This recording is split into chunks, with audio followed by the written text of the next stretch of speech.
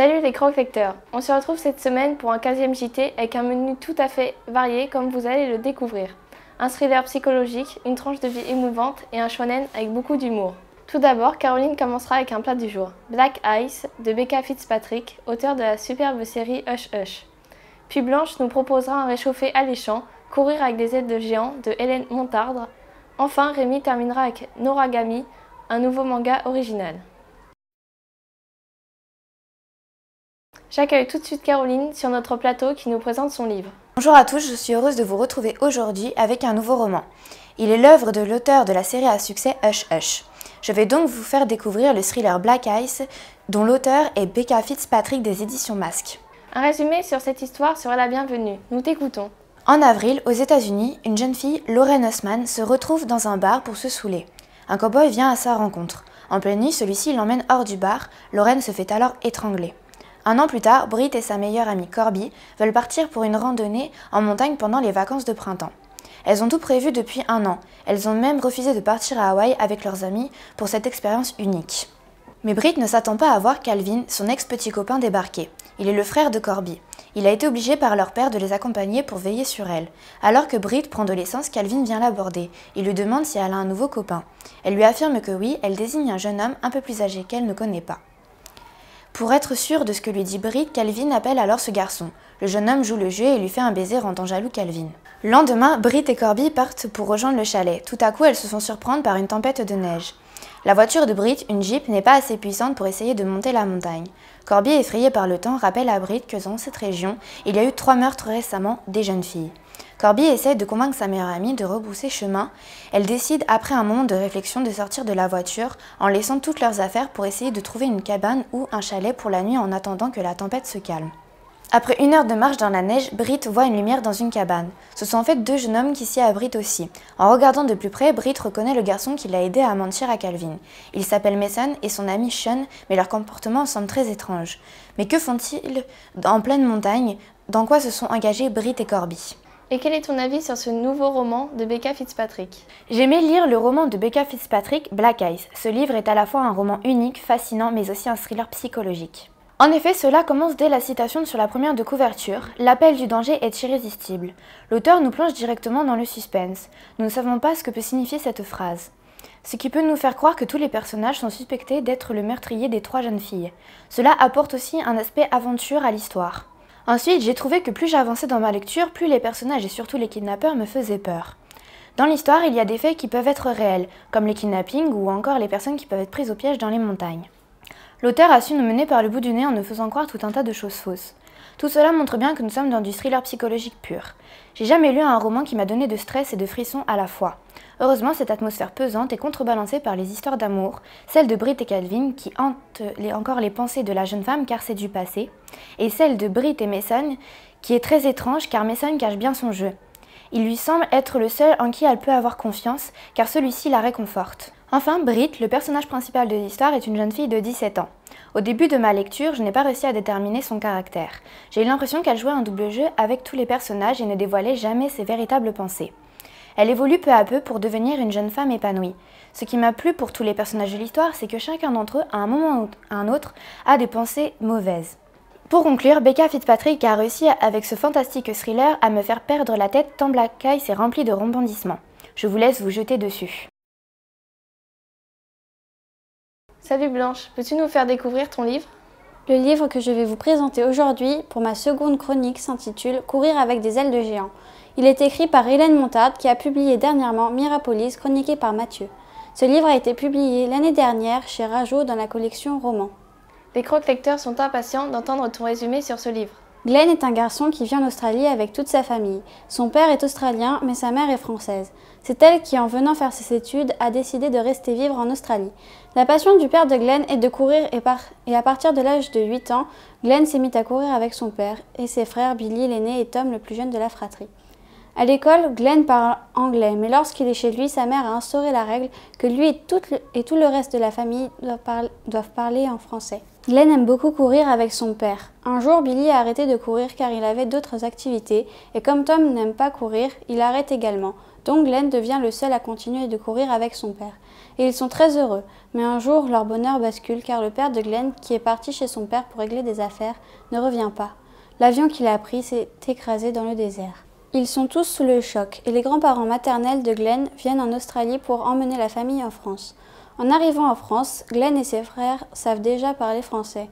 Mais Glenn n'y arrive plus. Il essaie, mais au lieu de parler en français, il parle anglais. Il comprend toujours le français, mais n'y réussit vraiment plus. Ce n'est pourtant pas un inconvénient pendant sa scolarité, car les élèves s'intéressent plus à l'anglais grâce à lui. En venant en France, Glenn décide de continuer à courir. Il ne met pas au courant sa mère, qui lui a pourtant interdit toute sortie sans adulte. Comment va-t-elle réagir quand elle apprendra qu'il sort tout seul? Le reste de sa famille va-t-il approuver qu'il continue à courir? Ce roman m'a l'air riche en émotions. Qu'en as-tu pensé? J'ai vraiment apprécié le roman d'Hélène Montardre, intitulé « Courir avec des ailes de géant ». Tout d'abord, j'ai trouvé ce livre très beau. Moi qui n'apprécie pas vraiment les livres du genre tranche de vie, je n'ai pas pu décrocher de l'histoire une seule seconde. J'ai apprécié ce roman très original car on n'imagine pas toujours qu'un livre qui raconte la vie de quelqu'un qui est passionné par la course pourrait être aussi captivant que celui-ci. En lisant cette histoire, on comprend que même s'il nous arrive beaucoup de mauvaises choses dans la vie, il ne faut jamais abandonner ses rêves. C'est ce que fait Glenn dans cette histoire en continuant de courir même après la mort de son père. C'est un moyen pour lui de continuer à penser à lui et au moment qu'il partageait. Le thème du deuil est dans ce roman abordé avec beaucoup de douceur, dans une atmosphère apaisante. Ensuite, le caractère du personnage principal m'a beaucoup ému. Glenn est un jeune garçon qui vit en Australie avec toute sa famille. Sa passion est de courir, ce qui n'est vraiment pas courant et apporte beaucoup d'originalité à l'histoire. Depuis que son père lui a proposé de courir avec lui, il exerce ce sport chaque jour, à chaque fois qu'il a un moment de libre. Cette activité a renforcé les liens entre le garçon et son père quand ses frères ont préféré abandonner. À la mort de son père et à son arrivée en France, il n'était pas question pour lui d'arrêter. Cela aurait été comme oublier son père et tout ce qu'ils avaient vécu ensemble. C'est pour lui un moyen de se souvenir. Heureusement, en France, il va trouver un nouvel allié, son grand-père, qui a tout compris de ses problèmes. Pour finir, je trouve que ce roman est très intéressant à lire, car il nous montre que le fait d'abandonner ses rêves ne résout rien et qu'il faut garder confiance quoi qu'il arrive. Hélène Montardre réussit à nous transmettre une belle note d'espoir à travers cette histoire. Alors Rémi, de quel manga vas-tu nous parler? Bonjour à tous, aujourd'hui je vais vous présenter le manga Noragami d'Adachi Toka, à qui l'on doit déjà le titre Alive, publié aux éditions Pika. La série est sortie en février 2015 en France et depuis 2011 au Japon. Elle compte 2 tomes en France et le 3e sort le 1er avril 2015. Peux-tu nous en faire un résumé? Yato est un dieu à tout faire. Il n'est pas très populaire et vit dans la rue. Lui et son Shinki, un esprit venu de l'au-delà, capable de prendre forme humaine et de se transformer en arme, vendent leurs services à qui le veut bien. Leur travail consiste à tuer des créatures, les Ayakashi, qui viennent de l'au-delà et qui entrent notre monde pour se nourrir de la haine des humains. L'histoire commence lorsque Yato reçoit l'appel de Mutsumi, jeune fille harcelée sans arrêt par ses camarades. Contre 5 yens, environ 10 centimes, qui lui permettront de construire un temple en son honneur, Yato promet de se débarrasser de l'Ayakashi qui cause tous ses problèmes. Après l'avoir tué, Yato remarque que ce n'est pas suffisant et décide de couper les liens qui unissent Mutsumi à ses camarades. Elle devient alors une étrangère à leurs yeux. À cause de cette décision, qu'elle n'approuvait pas, Anki, le Shinki de Yato, décide de se séparer de lui. Se retrouvant seul, Yato déambule dans la ville et manque de se faire écraser par un bus dans le cadre d'une nouvelle mission où il doit sauver un chat. Mais il est sauvé au dernier moment par une jeune fille. Celle-ci, nommée Iori, se retrouve à l'hôpital où elle découvre avec Yato qu'elle a le pouvoir de séparer son corps et son esprit. Grâce à celui-ci, elle obtient la capacité de voir les Ayakashi qui ne sont habituellement pas visibles pour des humains normaux. À la sortie de l'hôpital, elle remarque la présence d'un Ayakashi qui engage le combat. Yato vient à sa rescousse après un appel téléphonique. Il transforme en katana une âme qu'il a ressentie. Plus tard, Yato la nomme Yukine. C'est le début de nouvelles aventures pour ces 3 héros. Mais quel est ton avis sur ce shonen? Est-il original? J'ai bien aimé le manga Noragami du mangaka Adachi Toka, publié aux éditions Pika. Mes points préférés sont le personnage principal, Yato, les dessins et l'histoire. Tout d'abord, l'histoire m'a semblé très intéressante. En effet, elle n'est vraiment pas ordinaire. Le thème de la magie est souvent abordé dans les shonen manga, avec des héros au pouvoir surhumain qui vont sauver la Terre, mais pas ce manga. Noragami parle d'un dieu égoïste qui vit dans la rue et qui tue des monstres venus de l'au-delà pour engendrer le mal. Tout cela entraîne des situations multipliant les quiproquos et apportant beaucoup d'humour. Ensuite, Yato, le personnage principal du manga, m'a paru très original pour un dieu. Il est narcissique et veut toujours être le meilleur, ce qui finit par agacer Anki, son ancien Shinki, et la pousse à partir. Il n'est doué que pour l'art du combat. Il vient en aide aux gens qui sont persécutés par les Ayakashi, et seules les personnes dans cette situation peuvent voir le numéro qu'il laisse un peu partout, comme par exemple dans les toilettes des filles dans un lycée. Il fait parfois des travaux pour 3 fois rien, comme réparer la plomberie pour seulement 10 centimes. Il n'est pas prêt de devenir riche et de construire le temple à sa gloire. Mais il se sent aussi coupable qu'Iori perde le contrôle de son pouvoir dans n'importe quelle situation, comme c'est le cas en plein milieu de son cours de sport. Enfin, parlons des dessins que je trouve beaux. Ils sont assez réalistes en ce qui concerne les environnements. Les Ayakashi possèdent des graphismes précis et originaux dans leur forme.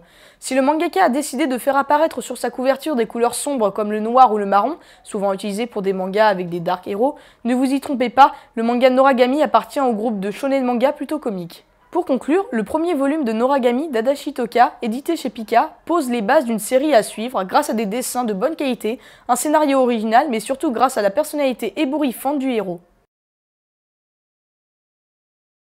Cette émission est terminée et j'espère que le livre que vous ont présenté nos chroniqueurs vous ont plu. Pour ceux qui nous suivent, ils savent que le mois de mars est le mois du Salon du Livre de Paris et que chaque année, le Croque Lecture vous prépare des émissions tournées sur place. Vous pourrez suivre nos tournages sur notre page Facebook. A bientôt pour une nouvelle émission.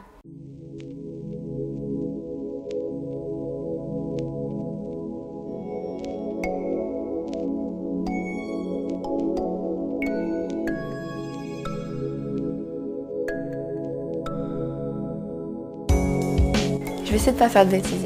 Ah ça va pas le faire. Brite que c'est en... de trouver un... pas y arriver. Faudra que je le foute dans ma tête. J'ai le chemin dans la tête. Mais non, parce qu'en fait, pour moi, dans l'expression que je dis toujours, c'est rebrousser le chemin. Pour moi, c'est pas français. Mais pour moi, c'est pas français, c'est pas grave. Mais non, après, on va croire que je suis une fille qui est exigeante et tout. Mais que font ces deux jeunes hommes en pleine neige? Pleine neige, ça se dit pas. Après 1 heure de montagne dans la... que depuis cette année, je suis dans le bêtise.